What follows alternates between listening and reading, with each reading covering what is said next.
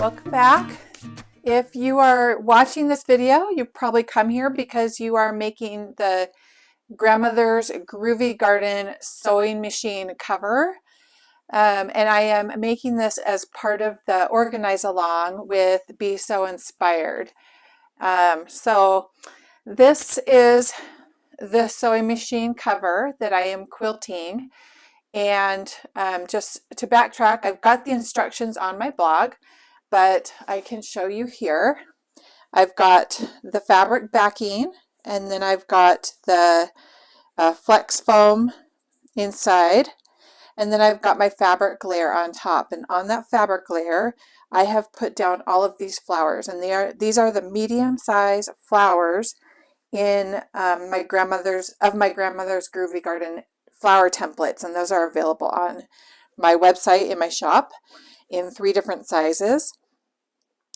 Now I have just attached these by using a little piece of this double-sided adhesive tape. So I've just literally just cut off a little piece to tack it into place so that they're just tacked into place. It's easier to do this in this situation than pinning because this foam is pretty thick and spongy, and if I pinned it, it would just, well, it's even still going a little wonky with tacking it into place with this adhesive, but I just think it gives it a little bit more control.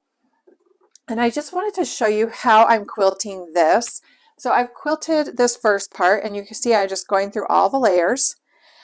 And this is just really simple scribble quilting. So what I've done is on this flower here, I've just gone around it one time. I'm going to go around it 2 or 3 more times, making sure to go all the way up to the edge. And the reason why I try to go all the way up to the edge, which you can see here, is because I don't want a lot of fraying. You know, naturally we're going to probably get some fraying, but I just want to reduce any fraying that I can, and it just also gives it a neater appearance, in my opinion. Now you can do this however you want. This is how I am choosing to do it this time. If you've seen my grandmother's Groovy Garden quilt, I sat and stitched around all the edges, and you could definitely do that too. So this is just another option, another way to do it. So I've gone around it once, and I'm going to go around it a couple more times, and then I'll go on to do another flower, a few more flowers, and just show you how it's done. All right, so let's get started. And just one note, I am using my free motion presser foot, my free motion quilting presser foot, and I've got my feed dogs down so that they're not feeding the fabric as it goes through.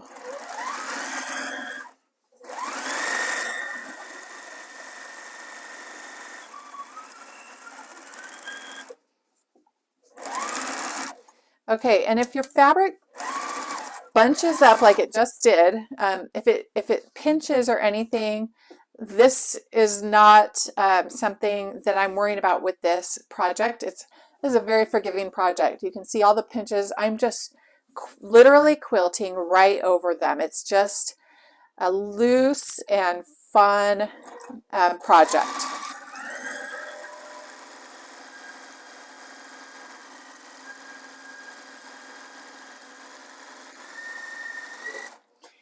And you feel more than welcome to go back and forth. So here, just go back like this. Make some scribble marks, like you're scribbling on paper.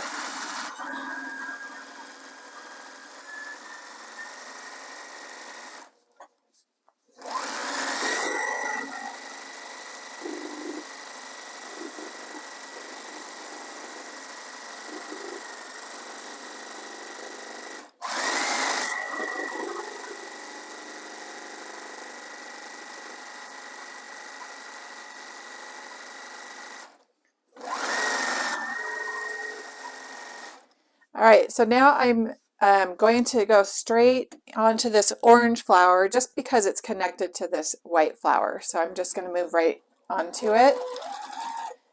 Kind of lift my presser foot a little bit so it doesn't get caught, and then I'll just go around one time, and then you'll see me go around it a couple more times. The first time I go around it, I go a lot slower to reduce the pinching. I still might get some, but it just gives me a little bit more control the first time.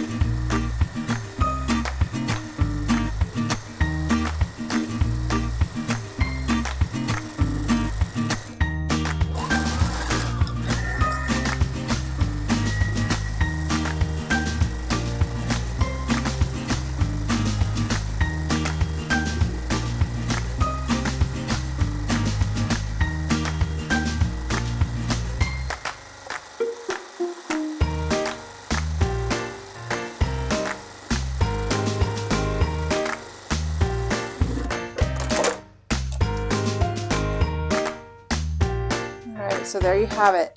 I scribbled back and forth wherever I just wanted extra coverage, and just for the look of it, I just want that really scribbly look, like I took a pen and was just drawing around these flowers. So I will speed up the clock on this and we'll go a little bit faster pace, but I think I'm going to start with this flower and then just move this way, and you can just watch as I do a few more flowers.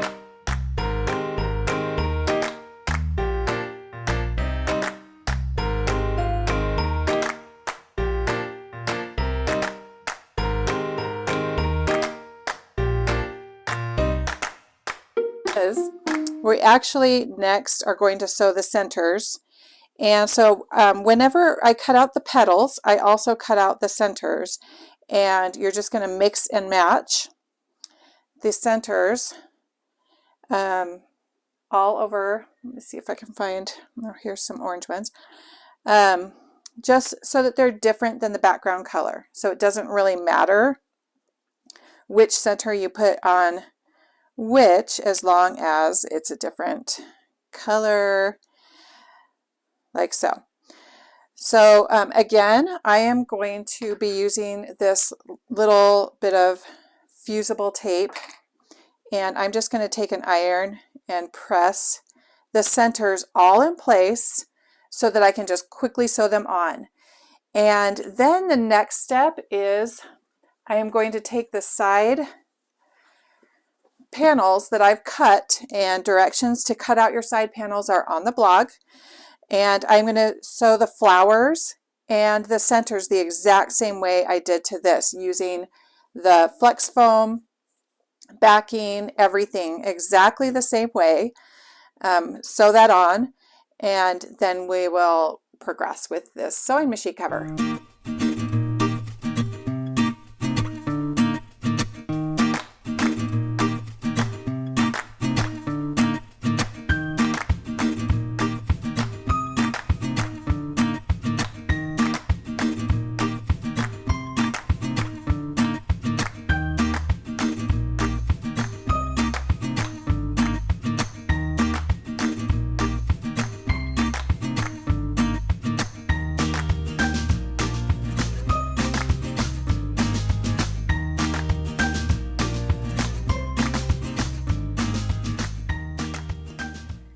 It's time to add the pocket or work on the pocket.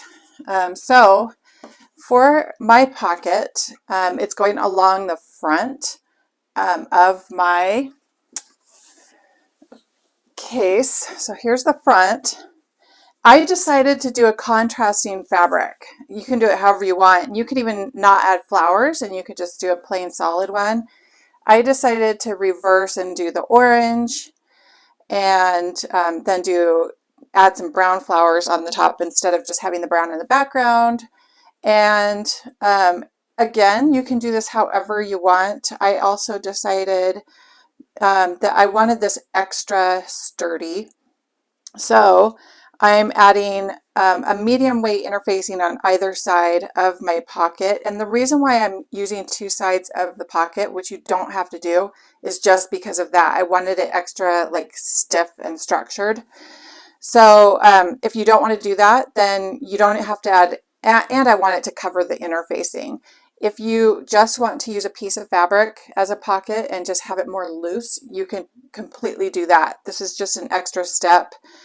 And what I'm going to do now is I'm just going to do the exact same thing that I did with the flowers on the cover. I'm going to stitch around a few times in that loosey-goosey scribble style.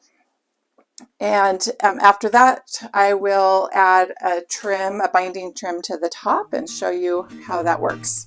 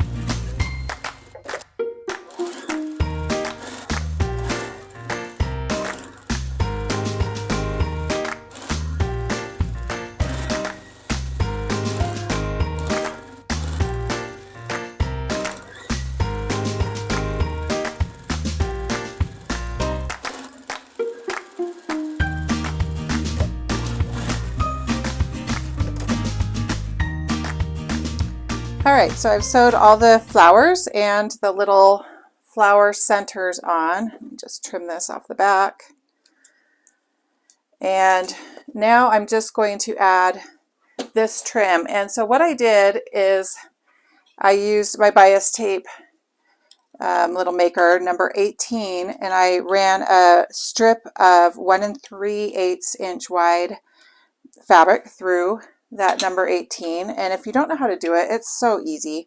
You cut your strip of fabric and you just slide it right through, and there is a hole right here that sometimes if you can't get the fabric through, you can put a pin in there and just kind of push it through. But you'll slide it through, and then as it comes out, you press. So you have your iron right here and you just press it as it comes out, and it gives you this nice fold. So I just decided, you can use any size you want. I decided on that size. And what I'm going to do is open it up, and I am going to stitch, I got to change out my presser foot. So I'll change my presser foot, and then I'll go ahead and stitch on that fold line, and then I'll fold it over. So it's really more of like a 1/4 inch stitch is what I'll do. And then I'll just fold it over and then top stitch coming out. So let me change my presser foot and we'll get that going. Let's see. Got my free motion foot on, and I'm going to put just my regular presser foot. Don't know what it's called, but that's the one I'll use. All right. So I'm opening it up and I'm working from the back to the front because I want the nice top stitching on the front. It'll look a little messier on the back. So this is really, I like to use the presser foot edge for my 1/4 inch, which makes it more of a scant 1/4 inch, not quite. And let me adjust my stitch length. There we go.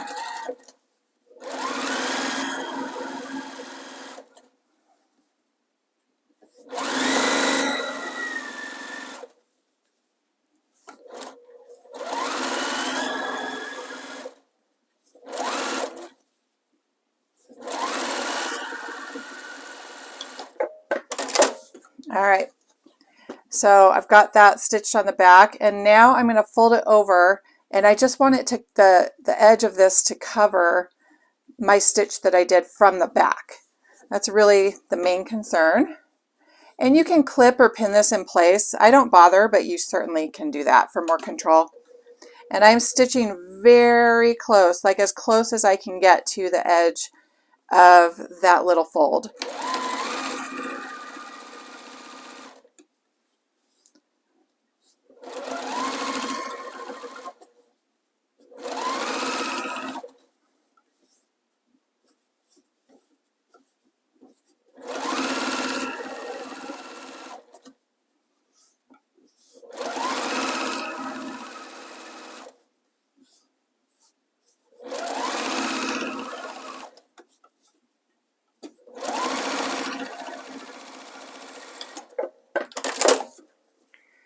Okay, I'm going to trim off the extra, and now I am just going to attach this to my main cover.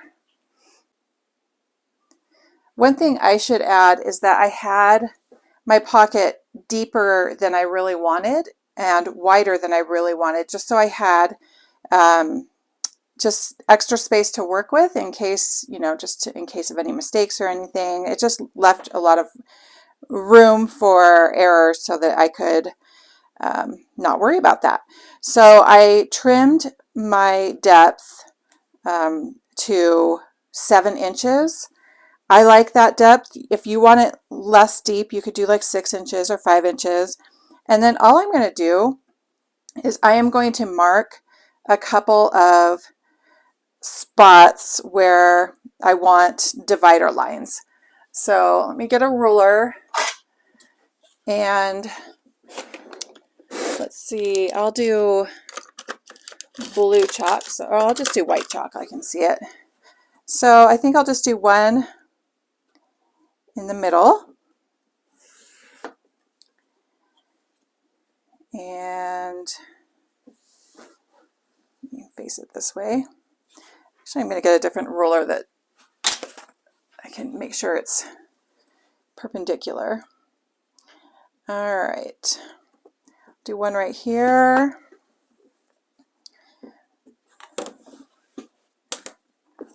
Make sure that one's straight. There we go. And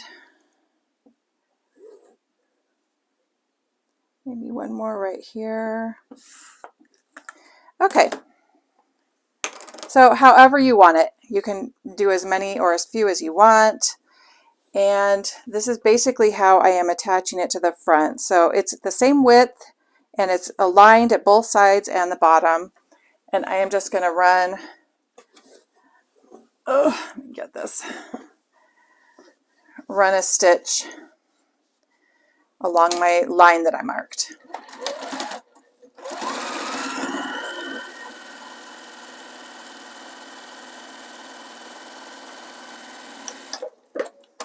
Now, of course, if you know me, I'm not just going to do one row. I love to double top stitch. I just 2 rows look better to me. So I'm going to go ahead and do 2 rows.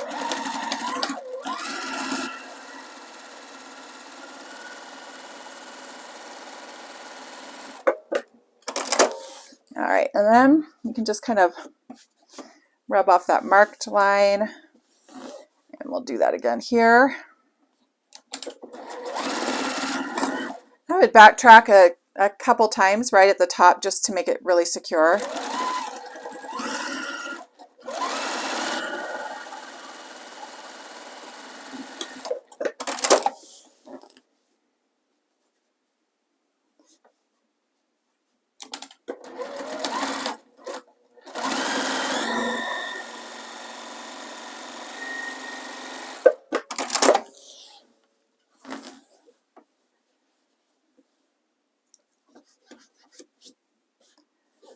And let me make sure that this is straight. My eye is saying it's not, but maybe it is. Yeah, it's not quite straight. So I'm just lining this up here, this line here. Actually, it is straight. All right, here we go.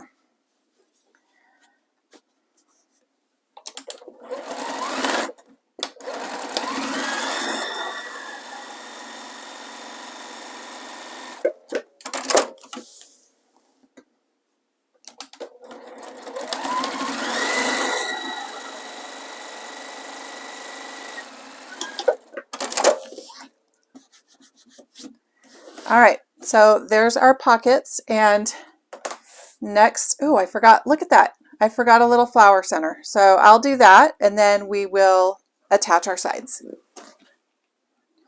So when making this, your side measurement is the most important thing.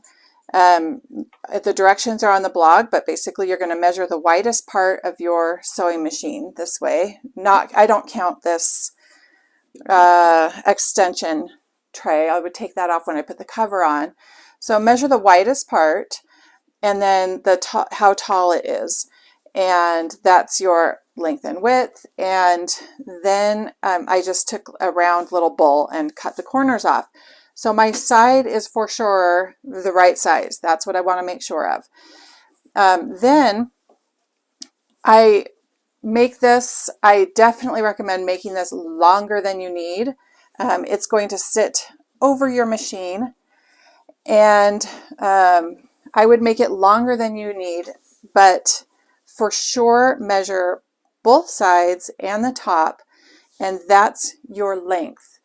I would give it extra inches, especially if you're quilting, just because fabric shifts around. And when you're making this, give it extra inches and then cut to the size that you need after you've quilted, because the fabric does shift around.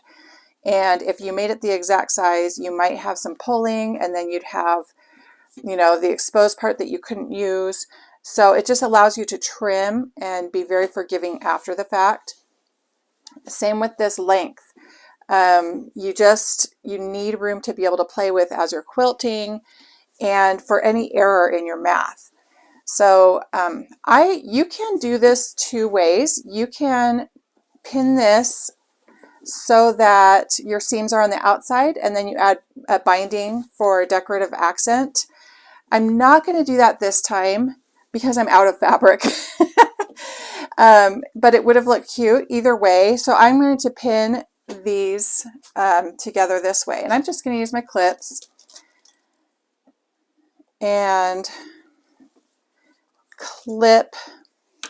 And I'm not going to clip the whole thing right now, but I want to get up to this part because I do want to add just a few little snips so that this can curve nicely, just so it has room to move with that curved corner. And that just tells me where.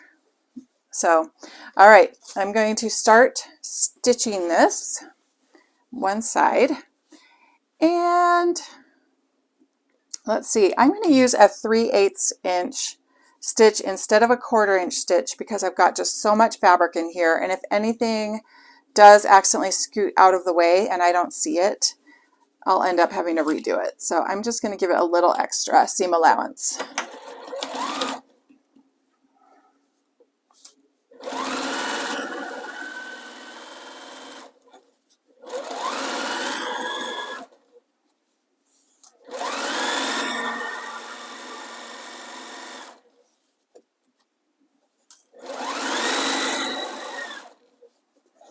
Okay, and this is the part where you're going to just take it nice and slow, and you want this corner to curve. So here we go. This is really bulky, so it's going to be interesting. Here we go. Just do a couple stitches at a time.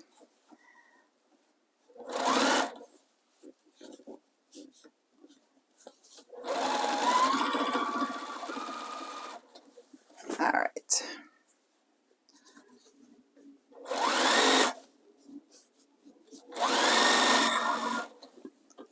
And let's make sure, look at that. I barely caught that fabric in there.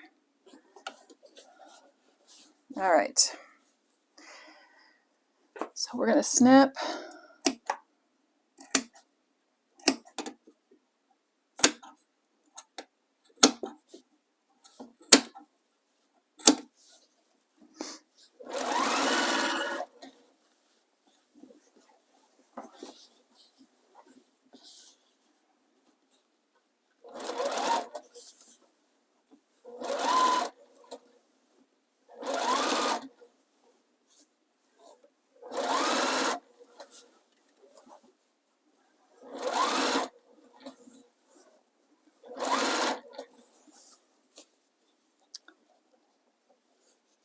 Okay, I'm going to stop and check this fabric underneath because it's really bunching. So I just want to make sure that I get it fixed.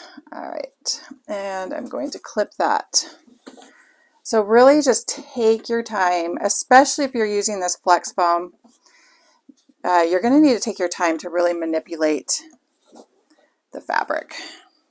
There we go.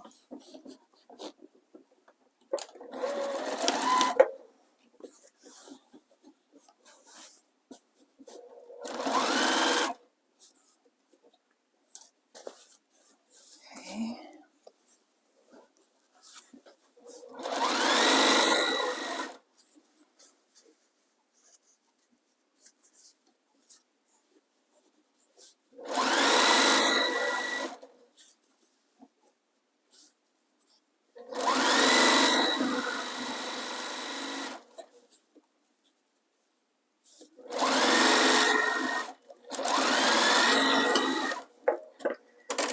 All right, I am about 1/2 inch longer on the side, on the length than on the side. And so when I'm done, I am going to go ahead and trim that, but I'm not going to do that now.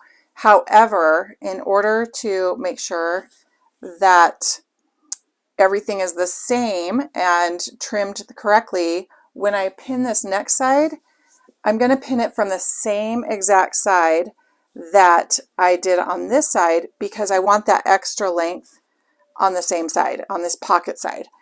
So I will start stitching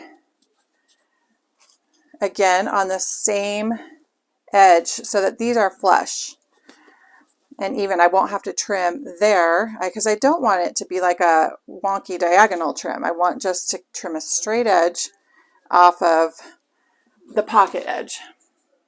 And I stitched the other side on, and so I have the same excess. Actually, I have a lot more excess on this side. We'll find out how this turns out. I'm going to go ahead and trim, and we'll see how this looks. I got that second side, that extra side trimmed, and actually I had extra length, and so I had room to even this out so it wasn't all crooked. So the bottom is completely trimmed. I just put it on my machine, realized I had about an extra inch that I could trim all the way around, And so now it's pretty much evened out. So now, again, I'm going to add this binding. It's the same thing. I use the exact same number and 18 bias tape maker. And just so you know, I didn't cut this on the bias. You don't have to do that when you use the bias tape maker. You definitely want to do that when you're making clothing or when you want that bias tape to stretch. And for this, I don't need to do that. So I'm going to treat this like quilt binding at this point, and just apply it the same way that I do quilt binding. So I am going to leave about this much extra. I'm starting on the back, and we'll leave about this much extra, and just do a 1/4 inch seam allowance, and then we'll fold over and stitch it, top stitch it. So let's do this all the way around.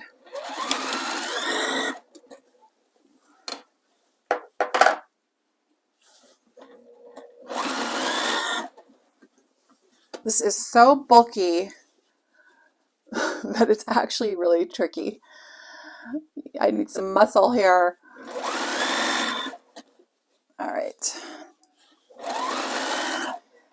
Okay, so I'm probably going to stitch over this part because it's just all over, but I'm just finding that it's easier if you have one hand back here guiding this to get you a straight line.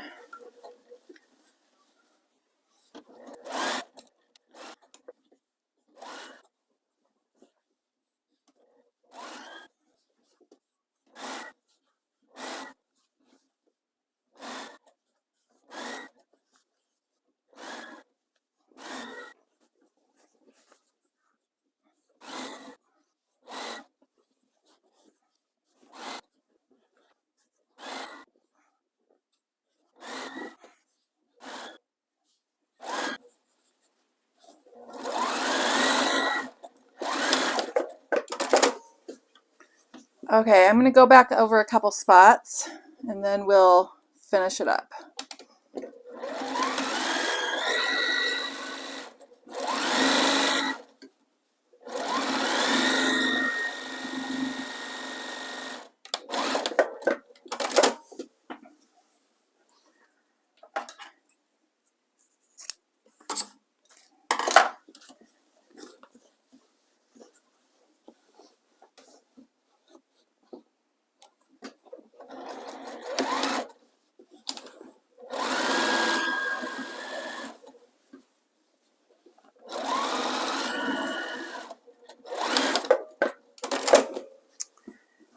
All right, so I have two pieces here, and basically I want these to overlap each other by 2.5 inches.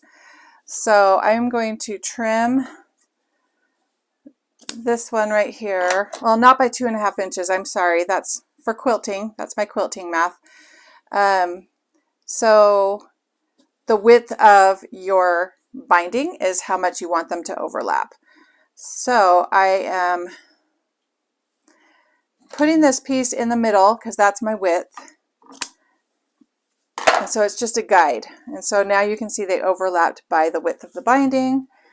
And basically this method gives you this diagonal stitch that we did, well, that I did, and you don't have to, you could just do a straight stitch. This is just my quilting method, and I'm going to continue it onto here. So I'm putting right sides together.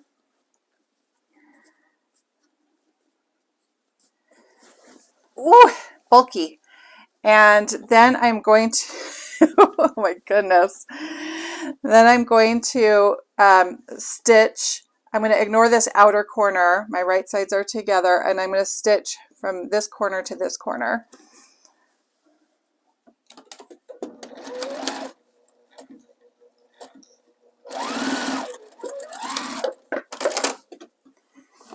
And then I will trim off that outer corner. I'll do a 1/4 inch extra seam allowance there. So there we go. And then I can just pull it open, finger press, and then I'll finish stitching it to the edge. Oh my goodness, this is so bulky, you guys. All right, here we go.